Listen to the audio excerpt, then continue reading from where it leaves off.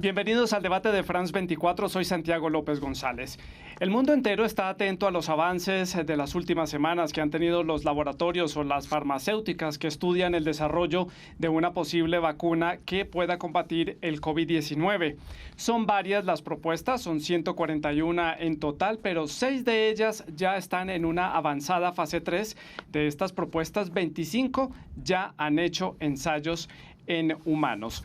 Estas son las 6 farmacéuticas o laboratorios que están ya en la fase 3. Sinovac de China, Sinopharm de la ciudad de Wuhan en China, también Sinopharm, pero su división de la ciudad de Beijing, la capital de China, la dupla Oxford y AstraZeneca, Moderna y la alianza Pfizer-BioNTech. Esas son las empresas que están trabajando y que van más avanzadas hasta ahora. ¿Cómo es el desarrollo de una vacuna? Esto está dividido, digamos, en 6 etapas. Una etapa inicial en el laboratorio donde es determinada cómo va a ser la fuente de información, cuáles son los recursos, qué es lo que se va a hacer. Por ejemplo, Australia partió de la base de una vacuna de un virus que fue utilizado para combatir la tuberculosis hace más de 100 años. A continuación, pues pasan a las fases 1, 2 y 3, que son las de investigación y experimentación, que son las fases en las que nos encontramos en este momento. La mayoría de los casos de estas 141, ya lo decíamos, 6 de ellas ya están en fase 3. El siguiente paso es la autorización de emergencia, dada la coyuntura en la que estamos, una pandemia a gran escala a nivel mundial, y la aprobación final, en la que ya es comprobada la eficacia de la vacuna y pues empieza a ser repartida en los diferentes rincones del planeta. La expectativa mundial es muy alta, la necesidad de una vacuna o un tratamiento por lo menos certero y rápido es necesario. Así es como están las cosas en el mundo. Han pasado varios meses desde que Neil Browning se convirtió en uno de los primeros en recibir una vacuna experimental, mientras los científicos de todo el mundo buscan proteger al planeta del coronavirus. Si puedo contribuir con mi cuerpo a la ciencia, por así decirlo, para poder tratar de hacer que esto termine lo antes posible, para tratar de aliviar el sufrimiento, siento que es mi obligación como miembro de la raza humana ayudar a otros humanos.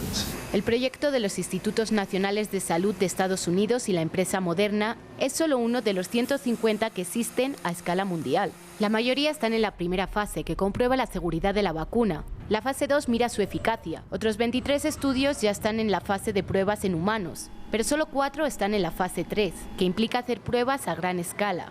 Sin embargo, la vertiginosa velocidad del desarrollo no está exenta de riesgos. La otra cara de la moneda es, ¿la vacuna es segura? Y necesitamos saber eso con cada vacuna porque se la damos a la gente que no está enferma. El desarrollo de una vacuna también tiene otras complicaciones, particularmente cuando se trata de cuánto tiempo protegerá a alguien y si es efectiva contra las mutaciones del virus. No sabes qué virus te infectará. Si estás infectado por una cepa diferente, la vacuna será menos eficiente. En última instancia, un despliegue general de la vacuna significará entrar en la fase 4, el monitoreo intenso para detectar cualquier efecto secundario imprevisto que no se haya visto durante las pruebas a pequeña escala. Sin embargo, esa fase final vendrá con sus propios problemas también. La posición de los antivacunas se ha extendido aún más durante la pandemia. La gente está sentada frente a sus pantallas sin nada que hacer, salvo leer más o menos noticias falsas en Facebook. Eso promueve todo tipo de discursos. Estamos en un periodo de miedo al virus. La siguiente pregunta será sobre las negociaciones entre los gobiernos y las empresas farmacéuticas.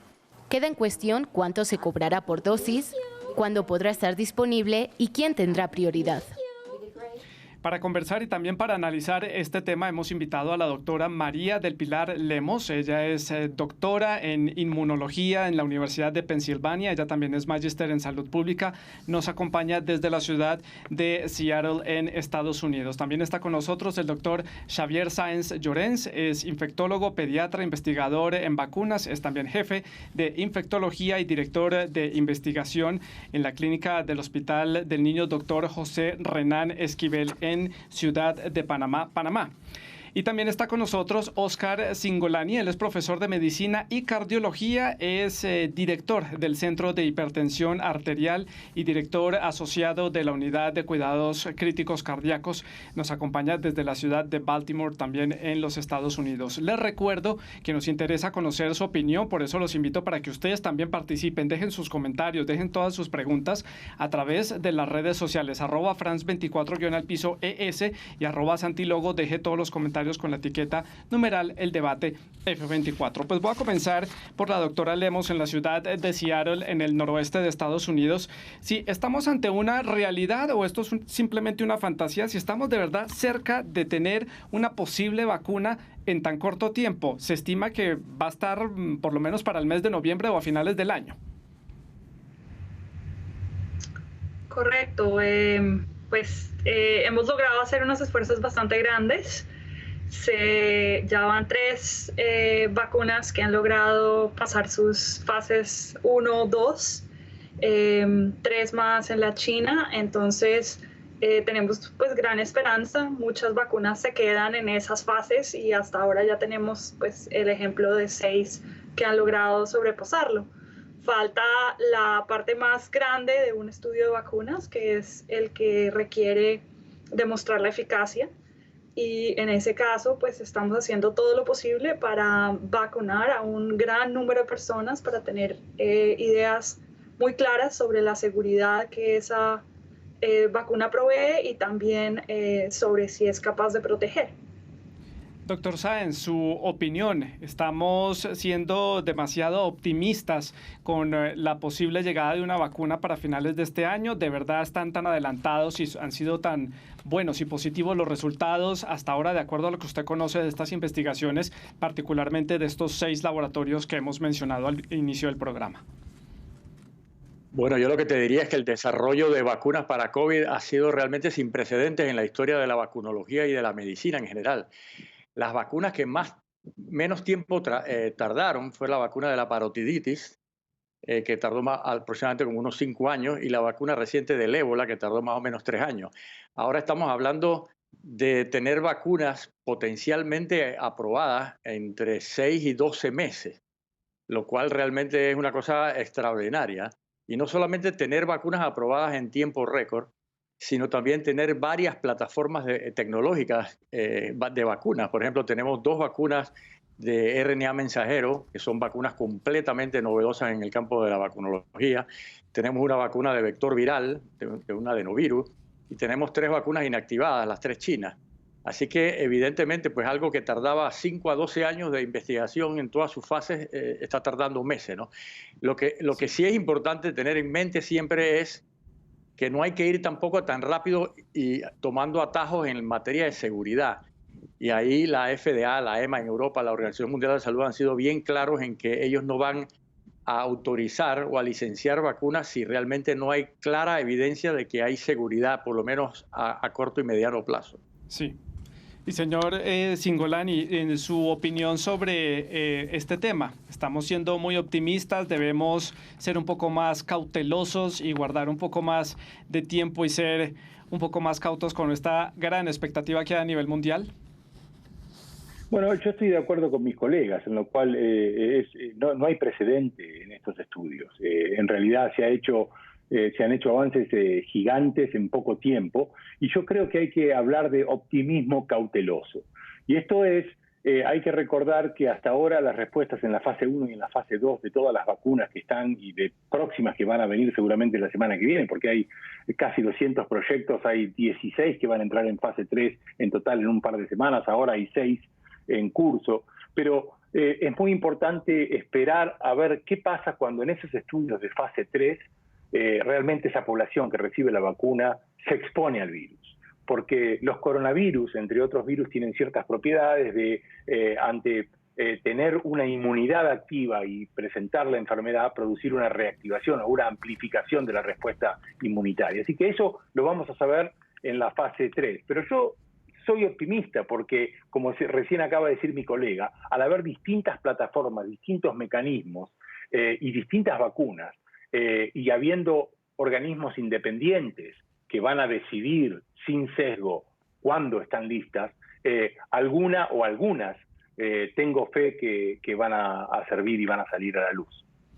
Le hago la misma pregunta a los tres, pero comienzo por la doctora Lemos. ¿Qué tan crítica es esta fase 3? ¿Qué tan decisiva es para el desarrollo de una vacuna? ¿Y qué implica justamente esta fase 3? Porque estamos hablando mucho en los medios de comunicación sobre esta fase, pero el ciudadano a pie conoce poco ya dentro de la ciencia y de la medicina lo que significa. La fase 3 es esencial. Las otras dos fases también son muy importantes. Una define qué dosis se va a utilizar de la vacuna y si es seguro utilizar esa dosis. La segunda define si genera las respuestas inmunes que queremos generar con una vacuna. Y la tercera define si esas respuestas inmunes que se generan en realidad protegen. Entonces, la eficacia de la vacuna se evalúa en esta fase 3 y es obviamente pues una parte esencial de querer vacunar. La otra parte importante de la fase 3 es que se prueba la vacuna en una población mucho más grande de lo que se ensayó en la fase 1 y en la fase 2, por lo cual se puede recolectar información sobre efectos secundarios pues, más raros. Entonces, así podemos garantizar de la mejor manera la seguridad de la vacuna.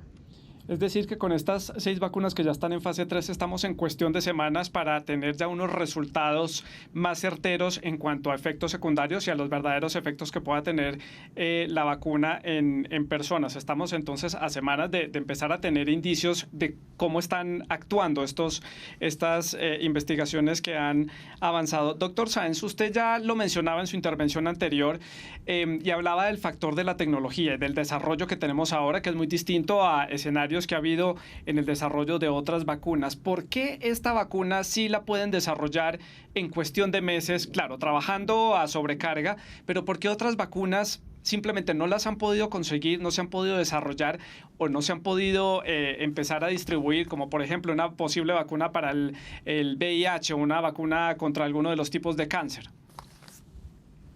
Bueno, eso es una pregunta complicada porque el VIH es un virus completamente distinto, ¿no? Es un virus que se inserta en el sistema inmunológico de nosotros, entonces, y tiene demasiadas variantes y mutaciones en el tiempo, ¿no? Entonces no es tan fácil realmente. Ya tenemos 40 años y todavía no tenemos ninguna esperanza a corto plazo de tener una vacuna del VIH, ¿no? Yo creo que la ventaja más importante que pudiera explicar el desarrollo rapidísimo de esta vacuna es que ya estas plataformas tecnológicas habían sido diseñadas para las infecciones de SARS tipo 1 y de MERS.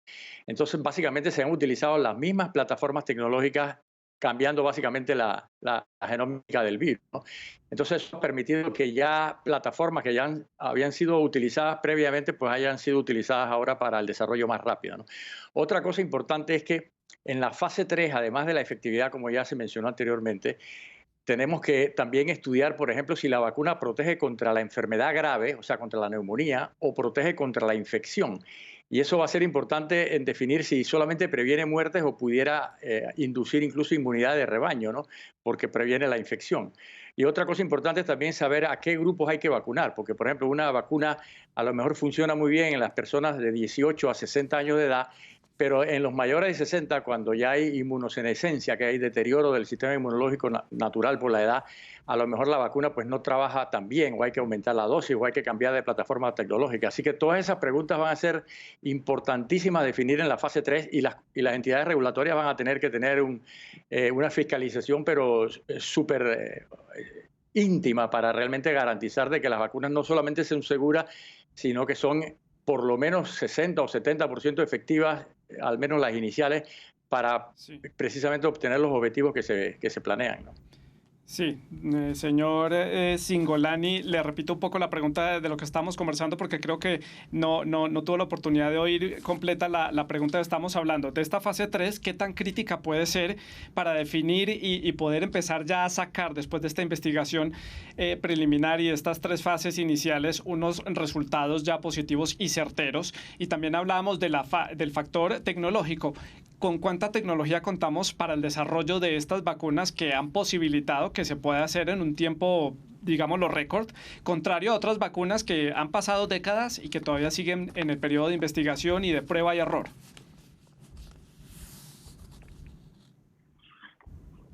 Bueno, creo que tenemos un problema de audio con el señor Cingolani. Vamos a retomar la conexión más adelante. Yo sigo con mis otros dos invitados.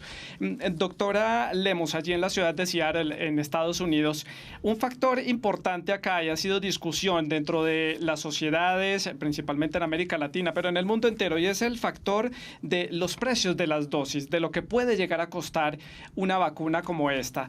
El director ejecutivo de FIFARMA, que es la Federación Latinoamericana de la Industria Farmacéutica, el señor Rafael Andrés Díaz Granados, dijo que los laboratorios están trabajando a plena marcha, pero que es muy prematuro poder definir cuánto puede costar una vacuna que se ha tenido que desarrollar en un tiempo tan corto, dada la premura de la coyuntura en la que estamos. Es muy difícil saber los precios, pero este factor tiempo que está jugando en contra de la ciudadanía, ¿puede afectar estos precios? Pues yo no sé mucho, honestamente, cómo se determinan los precios de las vacunas. Lo que tengo claro es que la fase 3 es la parte más costosa de la investigación y muchos gobiernos han contribuido esencialmente para subsidiarla y hacer posible que esto se haga en tiempo récord. Yo asumo que al eso haber ocurrido, las farmacéuticas pues van a tener que, digamos, tener en cuenta esa ayuda que han dado los gobiernos y ese apoyo que han dado los gobiernos internacionalmente y el hecho que se pueda aprobar en varios países también ayude a reducir esos costos, y eso es lo que se ha tratado de hacer. Lo novedoso para lograr hacer esto en un tiempo récord es el empezar a producir estas vacunas sin saber si son efectivas. Entonces, eso ha sido, digamos, el pedazo aún más costoso de esta ecuación. Y muchas farmacéuticas han iniciado la producción de la vacuna sin saber si la vacuna funciona.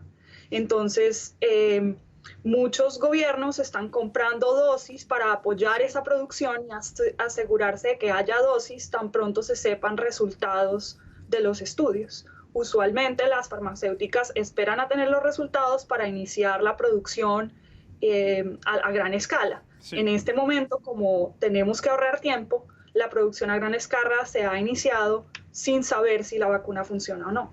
Importante ese detalle que usted dice, doctora Lemos. Voy entonces ahora con el señor Cingolani para darle la palabra. Estamos hablando sobre los costos de lo que puede valer una dosis de esta vacuna. Ya lo estábamos diciendo, las mismas farmacéuticas y los gobiernos han dicho que no saben cuánto puede costar, pero que los laboratorios se han comprometido de tener unas vacunas que sean de fácil acceso para todos, porque no todos los gobiernos van a poder acceder tan fácil. Ya lo mencionaba la doctora Lemos, ya vamos a hablar de ese tema. Le pregunto su opinión, señor Oscar Cingolani.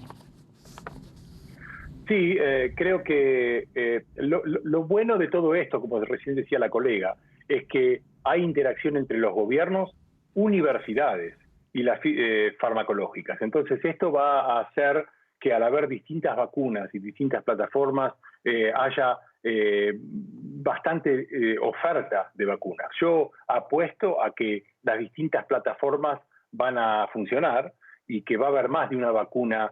Entonces todos aquellos gobiernos, por ejemplo, que ya invirtieron plata en determinada vacuna A, B o C y que van a estar esperando resultados, van a dejar el mercado abierto para otros países para poder usar la vacuna en otros lugares. Así que yo soy muy positivo de que en realidad va a haber vacunas para países en vías de desarrollo, tanto como en países poderosos. Y espero que todas las universidades, como ser la Universidad de Oxford y el Instituto Nacional de Salud, que han colaborado con el desarrollo de las vacunas, utilicen su tradición académica para proveer de ayuda a aquellos países pobres que realmente necesitan la vacuna, ¿no?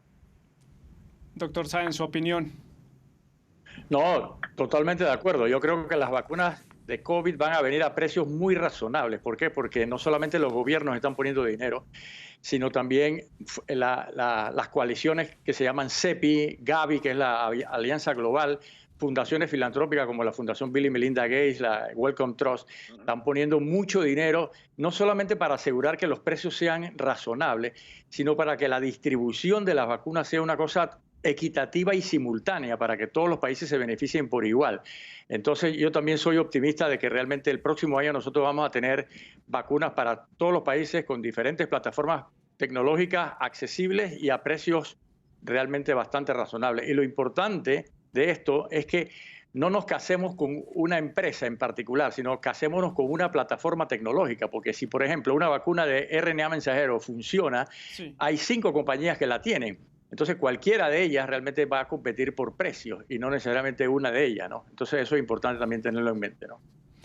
Continúo con usted, doctor Sáenz, y le pregunto, una duda que hay también generalizada es, estos laboratorios, ya ustedes lo dicen, están investigando, desarrollando esta vacuna, pero no dejan de ser empresas, no deja de ser un negocio. Ya sabemos todo el negocio que hay detrás de las farmacéuticas en el desarrollo de sus vacunas y de sus avances médicos.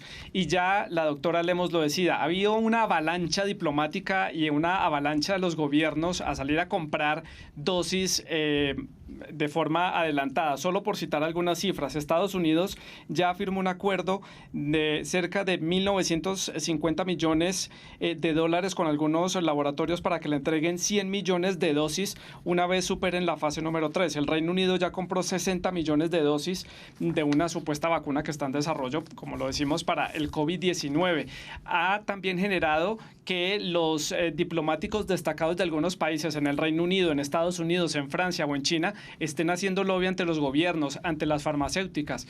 ¿Qué hay de esos países que no tienen la capacidad económica, que no tienen la capacidad diplomática, que tampoco tienen capacidad de negociación y que mucho menos están con un sistema de salud lo suficientemente robusto y fuerte para poder distribuir, si es que llegan allí las dosis en el futuro cercano? Por eso yo mencionaba el proyecto COVAX de la OMS, que tiene el apoyo de CEPI, de Gavi, de las fundaciones filantrópicas, porque esa es la idea, que las vacunas lleguen a todos los países, porque ahora mismo se está convirtiendo realmente en una guerra política y económica y hegemónica en el mundo, ¿no? Por un lado, a lo mejor en Estados Unidos se está pensando en ganar las elecciones, en las elecciones que vienen, para tener la vacuna más rápida. Los chinos están pensando en una hegemonía ideológica mundial. Los rusos también están anunciando ya vacunas que ni siquiera las hemos visto en publicaciones científicas, pero que están anunciando que ya pronto van a aprobarlas. Entonces yo creo que hay que tener cuidado en que esto se convierta en una guerra ideológica y política y que realmente sea una cosa sanitaria. Ese sería el imperativo ético global de toda la humanidad, es que haya vacunas accesibles, baratas, seguras para toda la humanidad y no solamente para los países poderosos. Imperativo ético, me quedo con esa palabra y esa afirmación, doctor Sáenz. Doctora Lemos, su opinión sobre este tema. Sí, como lo mencionó mi colega en el Panamá, el CEPI y Gavi son dos organizaciones que han pensado en esto, que llevan pensando en esto para la distribución ética de vacunas para otras enfermedades y que ya tienen desarrolladas unas ideas y unas plataformas para garantizar que haya acceso en todos los países. Entonces, estamos contando con toda la infraestructura que ya se ha creado para la distribución de otras vacunas y aprovechar esa institucionalidad para justamente garantizar que la distribución sea ética y razonable y que dé cubrimiento a todos los países del mundo. Señor Cingolani, usted es mucho más positivo de acuerdo a lo que nos ha respondido a lo largo del programa. ¿Cómo ve usted esta distribución, esta colaboración a nivel internacional para distribuir estas vacunas? También viendo lo que estaba yo mencionando, países que ya se han abalanzado a comprar dosis sin existir la vacuna y países que simplemente no tienen ni siquiera un sistema de salud para poder hacer frente a la situación. Yo soy positivo, sigo siendo positivo. Creo que, como dijeron mis colegas, esta es una pandemia sin precedentes. No hay lugar para intereses mezquinos. Aquí no podemos meter la política ni los intereses económicos. Las organizaciones como ser el CEPI, el Gavi, la Organización Mundial de la Salud, tienen que y nosotros, los profesionales de la salud, los médicos, los científicos, tenemos que salir a apoyar el libre mercado de la vacuna a precios razonables y la liberación de las patentes, ya que hay universidades y organismos de salud gubernamentales, como por ejemplo el Instituto Nacional de Salud de los Estados Unidos o la Universidad de Oxford, que ha recibido fondos de Gran Bretaña para ayudar en la vacuna. Hay que insistir en que se libere la patente y la ideología una vez desarrollada para que la vacuna sea realmente transformada en algo que ayude a la gente que no tiene los medios y que no ha invertido plata de entrada por no tenerlos, ¿no? Ya la pandemia ha sido una prueba muy grande para la población mundial. El reto en todo sentido para todos ha sido enorme. Va a ser un reto muy grande esa distribución a nivel mundial que garantice que no solamente los países más ricos a nivel económico puedan quedarse con todas las dosis y los países menos favorecidos a nivel económico o menos favorecidos en su despliegue diplomático no puedan acceder por el completo con al acceso a estas dosis para distribuirlas en su población. ¿Cómo ven ustedes un posible escenario? Comienzo con usted, doctor Sáenz. Un posible escenario donde de aquí a noviembre no haya un resultado, no haya una vacuna y a esta incertidumbre de la pandemia del COVID-19 se le sume ahora entonces la decepción. Bueno, yo me sumo a las palabras de mi colega en el optimismo cauteloso. Yo sí creo que va a haber vacunas y vacunas efectivas. Pero yo sí es un lo creo escenario que factible, no lo podemos descartar. No, por supuesto que no se puede descartar, pero yo sí creo, yo soy optimista también. El otro aspecto que yo creo que es importante recalcar, que no se ha tocado, es que nuestros países de Latinoamérica tienen que participar en la investigación de estas vacunas, porque las vacunas realmente no solamente tienen que ser seguras y efectivas para la población caucásica, para la población negra, para la población asiática, sino también en la región latinoamericana. Entonces, la participación de nuestros países latinoamericanos en los estudios de vacunas no solamente ayudaría a cortar un poco la evolución de la pandemia en nuestros países utilizando vacunas potencialmente efectivas, sino que también tendríamos información científica sólida de cómo se comportan estas vacunas en nuestra población, ¿no? De hecho, por ejemplo, ya Brasil, Argentina, Chile y muy próximamente nosotros en Panamá y en Perú vamos a participar en varios estudios de fase 3 con diferentes plataformas tecnológicas y eso va a ayudar precisamente no solamente a garantizar la seguridad y eficacia en nuestra población, sino que también nos puede dar ventajas competitivas para también tener acceso a vacunas al igual que los países desarrollados de forma simultánea. Usted se adelantó un poco a la pregunta que iba a hacerle al doctor Cingolani, era sobre cómo están los países de América Latina para este proceso de distribución, para este proceso en la participación, como usted ya lo mencionaba, doctor Sáenz, en el desarrollo de estas posibles vacunas y pensando en un futuro en que este virus puede quedarse dentro de la sociedad y que va a seguir estando ahí y va a tocar hacerle frente en diferentes momentos en el futuro. Bueno, vamos por partes. Yo coincido con el colega Sáenz y creo que es muy importante que los países de Latinoamérica participen en estos estudios de fase 3. Recordemos que la fase 2 se han hecho en pacientes voluntarios sanos, jóvenes de no más de 55 años, y ahora la fase 3 utilizan pacientes de distintas edades y de distintos backgrounds raciales. Así que eso es fundamental. Argentina y Brasil, yo, como por haber crecido en Argentina, estoy al tanto de que está participando en estos estudios y es muy, muy positivo.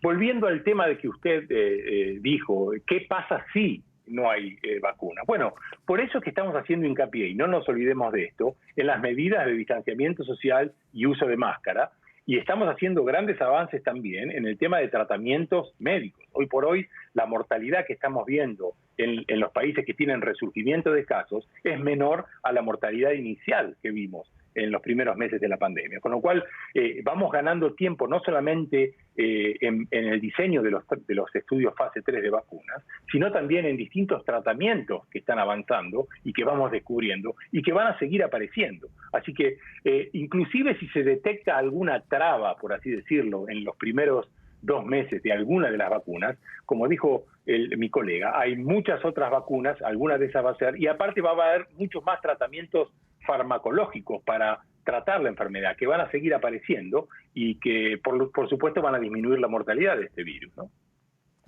Doctora Lemos, no es tarde, dada la coyuntura en la que estamos con esta pandemia a nivel mundial, para hacer un balance de lo que deja a nivel médico, a nivel científico, las lecciones que deja esta pandemia que tomó por sorpresa al mundo entero y las lecciones que nos deja esta investigación apresurada de una posible vacuna. Me quedan ya pocos minutos para cerrar el programa.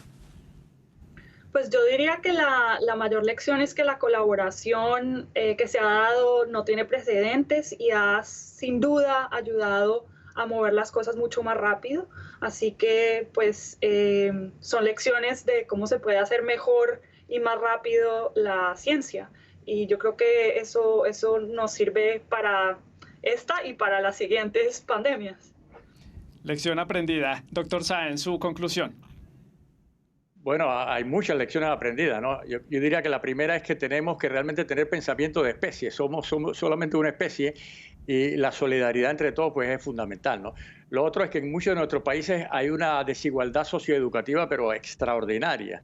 Entonces, una lección es que tratemos realmente de resolver esto para futuras pandemias, ¿no? Porque casualmente la gente más pobre es la que más ha sufrido esto, ¿no? Entonces, y yo siempre digo que, porque siempre se habla de que vamos a una nueva normalidad, yo quisiera ir a una mejor normalidad, porque la normalidad anterior no era muy óptima, que digamos.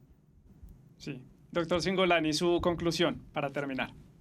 Mi conclusión es, estoy de acuerdo con lo que dijeron mis colegas, agregaría que así como no hubo precedente en la ciencia en esta pandemia, no ha habido precedente tampoco en la comunicación y en la fraternidad que ha habido entre científicos de todo el mundo. Yo participo en un comité aquí en el Hospital Johns Hopkins y hablamos a diario con China, con Australia, con Inglaterra, con Francia, con Italia, y espero que esto siga así y que sigan los canales abiertos con todos los científicos del mundo para en la próxima pandemia, porque esta no es la primera ni va a ser la última, sigamos con estos canales abiertos para rápidamente actuar como hemos actuado en esta pandemia.